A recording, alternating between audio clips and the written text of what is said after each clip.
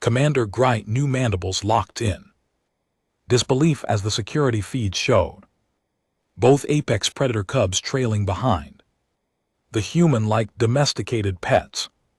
Impossible, he chittered, his compound. Eyes fixed on the display, Junior and Unit 2 Zalkith cubs who torn through. Reinforced bulkheads and killed 3. Guards last month were padding along. Behind the human female like she'd summoned them with a dinner bell, sir. Should we sound the alarm? His second in command asked, already reaching for the emergency protocols. Gry's news claw. Stop the motion. No, watch the human. Jenna something, a wildlife specialist. Hired 2 weeks ago, walked through the restricted research corridor carrying a data pad and humming. She seemed utterly oblivious to the 200 kg of apex predator. Muscle following 3 paces behind her. The cubs' distinctive black and crimson. Striping rippled as they moved there. 6 legs carrying them in perfect synchronization with her casual stride. This violates every safety protocol. We've established the second in command whispered, those cubs are classified as extreme lethal threats. They should be in maximum containment. They are in maximum containment, Grix said, his voice hollow. Watch sector 9. The feed switched. The containment cell door stood wide open there. Quantum locks disengaged. Security logs scrolled past. The cubs had triggered the emergency release from inside. Impossible. The locks required conscious mathematical problem solving that no predator species had ever demonstrated. They opened the doors themselves and walked straight to her quarters. Griggsnu confirmed, pulling up another feed this morning, 600 station time. They've been following her for 6 hours. On screen, Jenna stopped at an intersection, checking her data pad. Both cubs immediately sat, their tails curling around their hunches, waiting.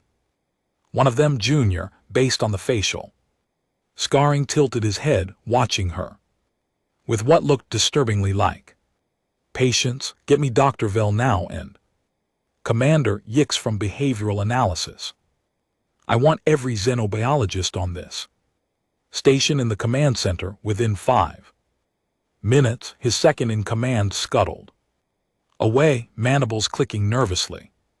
Grix couldn't look away from the feed. Jenna had started walking again, and the cubs rose instantly, maintaining their 3-pace distance. She turned a corner into the commissary corridor. Both cubs followed, their massive shoulders brushing the door frame. This couldn't be happening. Zalkith cubs were documented across 30 star systems. They were apex predators from birth, capable of taking down prey twice their size. Before they reached adolescence, they didn't follow, they didn't heal, they certainly didn't trail behind some soft-skinned mammal like they were. Imprinted hatchlings. The door hissed open behind him. Dr. Vellin rushed in, his scales flushed with alarm. Commander, I received your. He stopped, staring at the screen by the ancestors. My exact reaction. How long has this been occurring? 6 hours confirmed. Possibly longer. Grysnu switched feeds showing the cubs' containment cell from yesterday. They've been increasingly agitated since she arrived. On station, we thought it was territorial aggression. Turns out they were trying to reach her. That's no. That's not Zalkith behavior. They're solitary from hatching. They don't form attachments, especially not cross species attachments. Vell leaned closer to the screen. Is she using pheromones? Some kind of chemical inducement? Scans show nothing. She's not even armed. On screen, Jenna entered the commissary. Station personnel scattered immediately. Chairs scraping, trays clattering. She looked up confused as everyone backed away from her. Then she glanced behind her and noticed the cubs for what appeared to be the first time. "Oh, hey, guys," she said, her voice picking up on the audio feed. "When did you get out?" Grix felt his mandibles go slack again. She clears throat was greeting them. Junior chirped, an actual vocalization of pleasure, and bounded forward. Every person in the command center flinched, but the cub simply pressed his massive head against Jenna's side, nearly knocking her over. "Easy, big guy," she laughed, steadying herself against his shoulder. Unit approached more cautiously, sniffing at her hand before allowing her to scratch behind his auditory ridge. "She's touching them," Velen whispered. "She's there, allowing contact. They're initiating contact." Griggs knew, corrected, watching Junior's tail swish contentedly. "Pull her file, everything, education, employment history, psychological profile. I want to know why the galaxy's most dangerous cubs are acting like domesticated companions around her, sir. Emergency protocols require we evacuate the commissary and have those cubs tear through security trying to stay near her." "No." Grix watched Jenna grab a meal tray, both cubs settling at her feet as she sat down. "We contain the situation carefully, very carefully. One wrong move and this station becomes a bloodbath." Grix found her in the commissary 20 minutes later, flanked by 6 security personnel and Dr. Velm. Jenna was finishing her meal while both cubs lay at her feet, their breathing synchronized in what looked disturbingly like contentment. "Miss Jenna," Grix said, keeping his voice level despite the churning in his thorax, "I need you to remain very still and explain what you've done to these creatures." She looked up, confusion crossing her features. "Done to them? I haven't done anything. They just started following me around." Junior's head snapped up at Grix's approach, a low rumble building in his chest. Unit shifted, positioning himself between Jenna and the security team, both cubs' muscles coiled, ready to spring. "Stand down," Grix knew ordered his team, raising his claws in a placating gesture. "Nobody moves." "What's going on?" Jenna asked, glancing between the cubs and the armed guards. "Why is everyone acting like this? Is weird." Dr. Velm's voice cracked. "Those cubs killed 3 trained security personnel last month.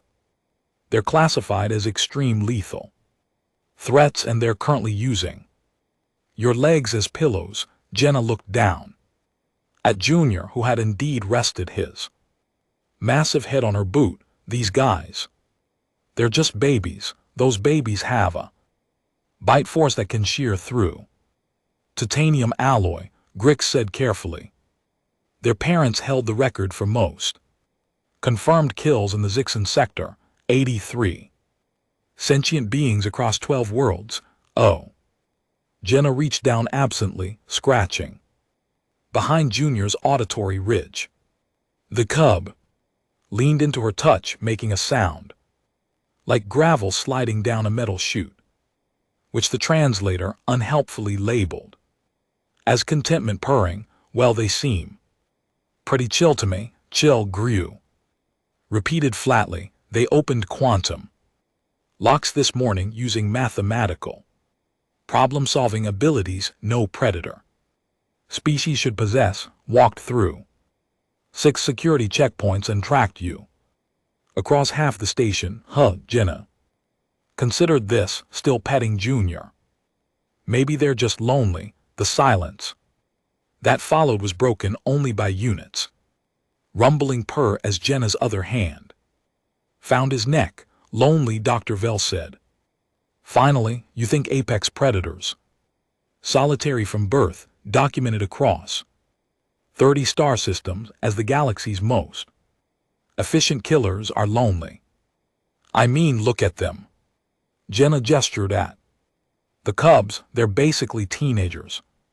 Right, stuck in a cell all day with no stimulation, no social interaction that would make anyone act out. They're not acting out now, Grix observed, watching Junior nuzzle against Jenna's palm. Commander Yix, get your team down here. I want every behavioral specialist we have running analyses within minutes. The commissary had transformed into an impromptu research station. Personnel crowded the observation windows while specialists set up scanning equipment. Around Jenna's table, the cubs never moved from her side, tracking every approach with predatory focus. Attempting separation protocol 1. Commander Yix announced, a four-armed, bent, tall female with more xenobiology credentials than Grix knew could count. Miss Jenna, please stand and walk toward the exit. Jenna shrugged and stood. Both cubs rose with her, flanking her like trained guards. Alone, please. Yikes. Clarified. Oh, sure. Jenna took 3 steps. Junior and Unit followed, instantly maintaining their precise 3-pace distance. Cubs remain. Yix commanded in flawless Zalkith hunting dialect. Both cubs ignored her completely, their attention locked on Jenna. That's their obedience. Command, Yix said slowly. It's genetic.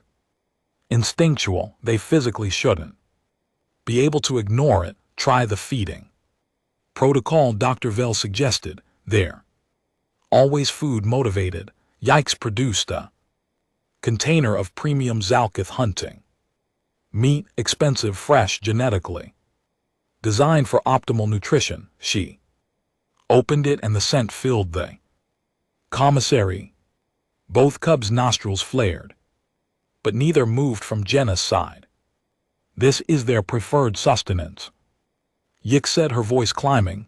They should be fighting each other for access to this quantity. Junior glanced at the meat, then back at Jenna. Unit didn't even look. Historical database search complete, an assistant called out, cross-referencing all documented Zalkith interactions across 93 species over 200 years. Results: 0 instances of pack bonding, 0 instances of cross-species attachment, 0 instances of voluntary proximity to sentient beings outside hunting behavior. So we're looking at a statistical impossibility, Grix said.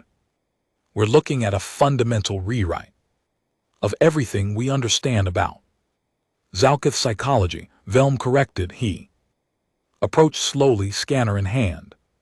Miss Jenna, I need to take some readings. May I? Sure, but why do you keep calling this impossible? They're just following me around, because Zalkith cubs don't just follow anyone, Yix explained, her professional composure cracking. They're apex predators, solitary hunters. They should view you as prey or threat, nothing else. Jenna looked down at Junior and Unit, who were now competing for optimal head-scratching position under her hands. Really, because they seem super social to me. That's what we're trying to understand, Grix said. He watched Vell's scanner readings spike and fluctuate. What are you getting? Doctor, elevated oxytocin analogs in both cubs, decreased cortisol levels, brain wave patterns consistent with bonding behavior. Vell looked up, his scales pale. These cubs have imprinted on her. Zalkith don't imprint, Yik stated. It's not in their neurological architecture. Then explain this. Vell gestured at the scene before them. Junior had rolled onto his back, exposing his vulnerable underbelly, while Jenna rubbed his stomach. Unit was leaning against her legs so heavily she had to brace herself to stay upright. More personnel crowded the windows now. Whispering, taking footage, Grix watched Jenna laugh as Junior's rear leg kicked involuntarily at a particularly good scratch. "Get me the Galactic Council," he said quietly, "and someone find out everything there is to know about human pack bonding behavior. We're missing something fundamental here." Dr. Nick Seville arrived 6 hours later, his emergency transport barely clearing docking protocols before he was sprinting toward the observation deck Grix knew had called in the galaxy's foremost authority on Zalkith behavior. 4 decades of fieldwork across 8-star systems, author of the definitive text on predator psychology, advisor to the Galactic Council on Dangerous Species Management. "Where are they?" Nixful demanded, his breathing apparatus whistling with exertion. Grix pointed through the reinforced glass. "In the containment observation room." Jenna sat cross-legged on the floor while Junior and Unit wrestled around her, their movements careful and controlled. "Play fighting, actual play behavior." Nick Savile's entire body went rigid. "No, yes, that's not, they don't." He pressed closer to the glass, his specialized vision organs dilating. "I need alternative hypotheses, neural parasites, pheromone manipulation, technological influence, all tested, all negative." Dr. Vell handed him a data pad thick with scan results. "She's completely baseline human, no augmentation, no chemical markers, nothing unusual." "Then this violates everything we know." Nixel's voice dropped to a whisper. "I've watched Zalkith cubs for 30 years. They don't play, they practice killing. This is impossible." Inside the room, Junior pounced on Unit, both cubs tumbling in a controlled roll that somehow avoided Jenna entirely, despite her sitting right beside them. She laughed, the sound carrying through the speakers. "How did this start?" Nixel asked, unable clear's throat to look away. "That's what we've been trying to understand," Commander Yick said, pulling up her notes. "Miss Jenna, could you explain your initial interaction with the cubs?" Jenna looked up at the observation window, shrugging. "There's not much to explain. I just treated them like scared kids." "Scared?" Nick Seville's translator hiccuped on the word. "Zalkith don't experience fear. Their amygdala analog doesn't process defensive emotions. Well, they were definitely stressed when I first saw them," Jenna said, pacing, scratching at the walls, "not eating properly. Classic anxiety behaviors. Those were territorial aggression displays." Nixel insisted. "Were they though?" Jenna stood, both cubs immediately flanking her. "Because when I started giving them routine, same feeding times, regular check-ins, predictable interactions, they calmed down completely." "Routine?" Nixel clears throat repeated. "You gave apex predators routine and boundaries," Jenna continued, "like Junior tried to bite me the first day, so I just firmly said no and walked away. He hasn't tried since." "You disciplined a Zalkith cub." Nick's legs buckled slightly. "Someone brought him a chair. You disciplined them and they accepted it. Why wouldn't they? They're learning appropriate behavior." Jenna scratched Unit behind his auditory ridge. "Every animal needs structure and consistency, makes them feel safe." "They're not animals," Yick said quietly. "They're sentient apex predators." "Sure, but they're also basically kids whose parents died and got shoved in a cell with no socialization."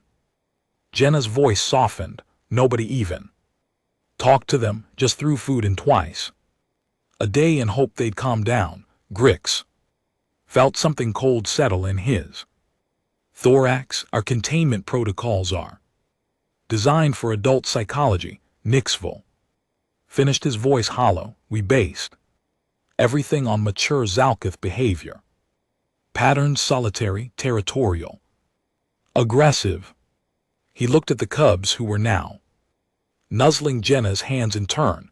We never considered that juveniles might need different approaches, as if to emphasize the point. Junior trotted to the corner of the room and returned with something in his jaws. He dropped it at Jenna's feet. A dead vermin, one of the station's persistent pest species.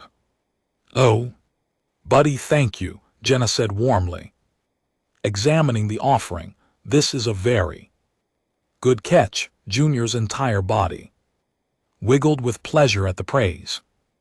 Gift-giving behavior, Velen breathed.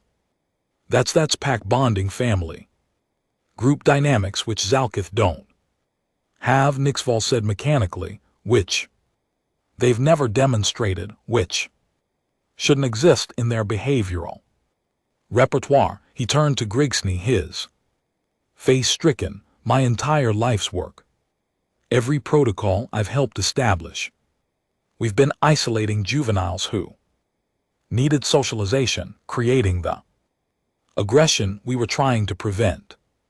Unit brought his own gift, another vermin, this one larger. Jenna praised him equally, and both cubs settled at her feet, radiating contentment. How many stations use our containment clears throat protocols? Grix asked. Quietly, 43, Yick said, across 16 sectors, all of them wrong. Nick Saville stared at the scene before him, all of them creating traumatized, aggressive cubs because we didn't understand they were capable of bonding. Jenna had started humming again, absently petting both cubs while checking her data pad. Completely casual, completely unaware. She just shattered galactic xenobiology. We need to contact every facility, Grix said, every station with Zalkith juveniles. This changes everything.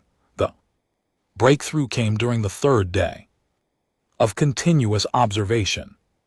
Dr. Revel's team had compiled every interaction between Jenna and the cubs, analyzing body language, vocalization patterns, and neurological responses frame by frame. Look at this, Vel said, projecting the data across the conference room. When Jenna approaches, both cubs display greeting behavior.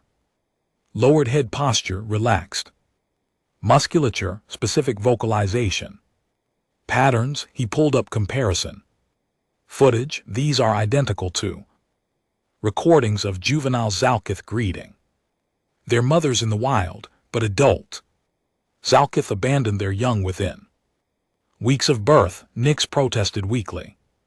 There's no extended family structure because we've only observed adults in isolation or breeding pairs encountered. We never documented how cubs interact with their mothers during those early weeks. What if we missed the foundation entirely? Jenna's personnel file glowed on another screen. Grizz read through it again, searching for answers. Wildlife rehabilitation specialist worked primarily with orphaned predators on her home world. Success rate of 92% reintegration. She's been treating them like orphaned cubs, Commander Yick said slowly, not as specimens or threats, as children who lost their parents. Nick Saville pulled up the incident report from last month. The 3 dead guards. Let me review this. Again, his eyes scanned rapidly. The guards entered the containment cell during feeding time, used shock prods to establish dominance. The cubs reacted with defensive aggression, Jenna said. From the doorway, everyone turned. She Had Junior and Unit with her, both cubs. Calm and attentive. They weren't hunting, they were terrified and fighting back. You read the report. Grix stated, I asked for it this morning. She gestured at the cubs. Everything made sense after that. You weren't treating them like traumatized kids, you were treating them like monsters, so they acted like monsters. And you became their pack leader, Nixel said, understanding dawning in his expression. Human social structures. Extended family units shared.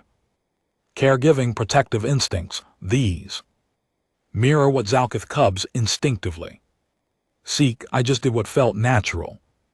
Jenna said quietly. Consistency, gentle correction, positive reinforcement. Basic rehabilitation protocols. Velen brought up neurological scans. Their stress hormones have dropped 60%. Aggression markers are nearly non-existent. They're thriving under her care in ways we've never documented. Griggs knew stood, his decision crystallizing. I need to report this to the Galactic Council immediately. Every Zalkith containment facility is using protocols that actively harm juveniles. He turned to Jenna. Miss Jenna, how would you feel about a promotion? Interspecies behavioral consultant. Develop new care protocols, train specialists across the galaxy. Me, Jenna blinked. I'm just doing basic animal care. You're rewriting our understanding of one of the galaxy's most dangerous species, Nixel said, his voice carrying newfound respect. I'd like to work with you if you'll have me. I have decades of data that needs complete reinterpretation. Junior chirped and pressed against Jenna's leg. She smiled, scratching his auditory ridge. I guess if it helps. More cubs like these guys, sure. Then let's begin. Grisanu said, we have 43 stations to contact and an entire species to understand properly. 3 months later, Commander Grix watched the morning shift change with something approaching disbelief. 16 cubs of various species, including 2 more Zalkith, 3 Bixnol raptors, 5 Quinter ambush predators, and 6 Velniks. Pack hunters followed their assigned human handlers through the corridors in orderly lines. The station had transformed. Containment cells had been replaced with socialization zones. Isolation protocols had given way to structured interaction schedules. The sterile research facility now hummed with activity that looked disturbingly like a school. Council representatives arriving in Bay 3. His second-in-command announced. Grai Senu straightened his uniform and headed to the docking bay, passing Jenna's classroom where she was demonstrating positive reinforcement techniques to a group of newly arrived human specialists. You just have to see them as individuals, not monsters, she was saying, while Junior, now twice his original size and completely docile, demonstrated a complex behavior sequence. For treats, every species has different needs, but the foundation is the same: respect, consistency, and genuine care. The Galactic Council delegation emerged from their transport looking skeptical.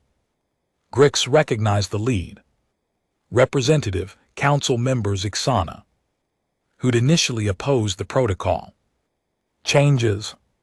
Commander, she said coolly, we've reviewed your reports. The council remains unconvinced that these methods are. A chorus of chirps, growls, and whistles interrupted her. Down the corridor came the afternoon enrichment group, Jenna leading 16 cubs of various sizes and species, all moving in synchronized chaos that somehow never became actual chaos. Junior and Unit flanked her as always, while the smaller cubs tumbled around.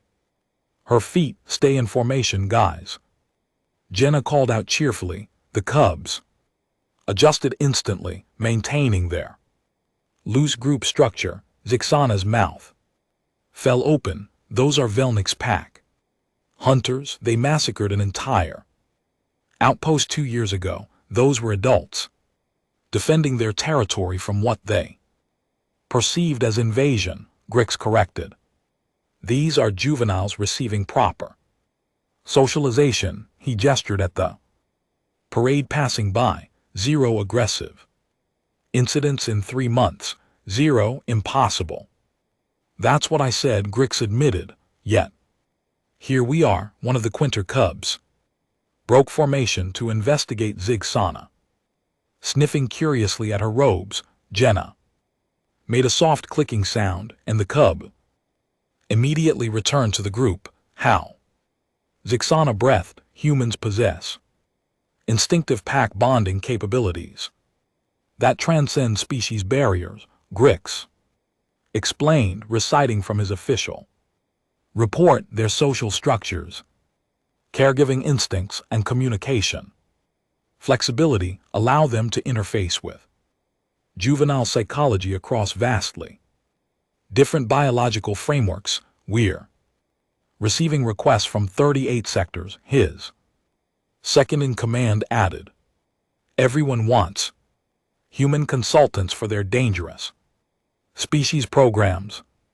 Jenna's group had reached the exercise yard through the observation windows.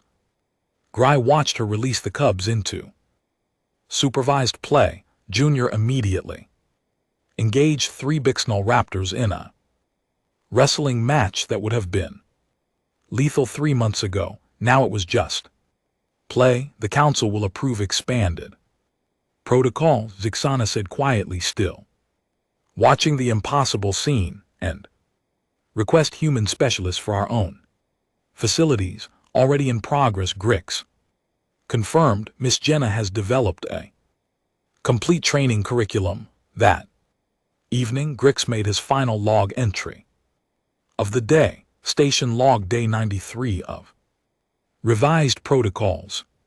Human specialist. Jenna has successfully bonded with 16 cubs across 8 previously classified unmanageable species. 0 incidents. Complete behavioral transformation in all subjects. Recommendation: humans should be considered essential personnel for all juvenile predator facilities galaxy-wide. Their instinctive understanding of pack dynamics and family structures provides what our protocols never could: genuine care. He looked up as Jenna passed his office window, heading to her quarters. For the evening, 16 cubs of various species trailed behind her in a bizarre parade that shouldn't exist. Junior and Unit bookended the group, protective and proud. Grix shook his head, mandibles clicking in amazement. 3 months ago, this would have been his worst nightmare. Now it was just another evening on the station. The galaxy was going to have to rewrite a lot more than just containment protocols.